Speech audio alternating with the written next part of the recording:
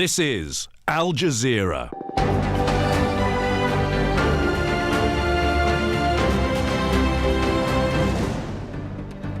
Hello and welcome, I'm Peter Dobby. You're watching the Newshour live from Doha. Coming up in the next 60 minutes.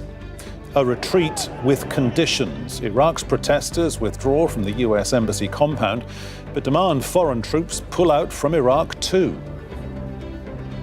Israel's Prime Minister seeks immunity from corruption cases that could further complicate the political deadlock.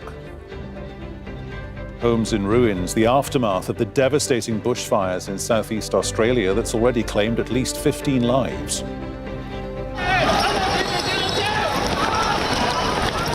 Violence and arrests as protesters in Hong Kong kick off the new year with another massive march demanding greater freedom.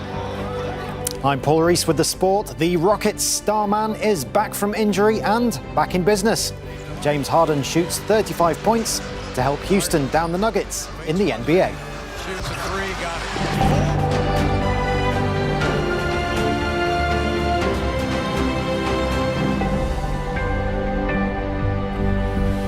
Welcome to the programme. Supporters and members of an Iran-backed group have withdrawn from the US Embassy compound in the Iraqi capital, Baghdad, after a two-day siege of America's biggest diplomatic mission.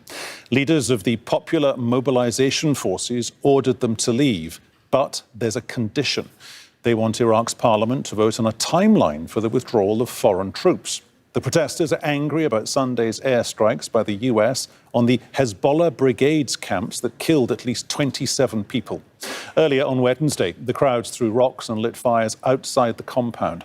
Iran's supreme leader, Ayatollah Ali Khamenei, has also condemned the US strikes and warned Tehran will defend itself if threatened. The US dispatched an extra 750 troops to the region following the protests. President Donald Trump threatened to retaliate against Iran, but said later he didn't want a war. Simona Fortin begins our coverage with this report from Baghdad.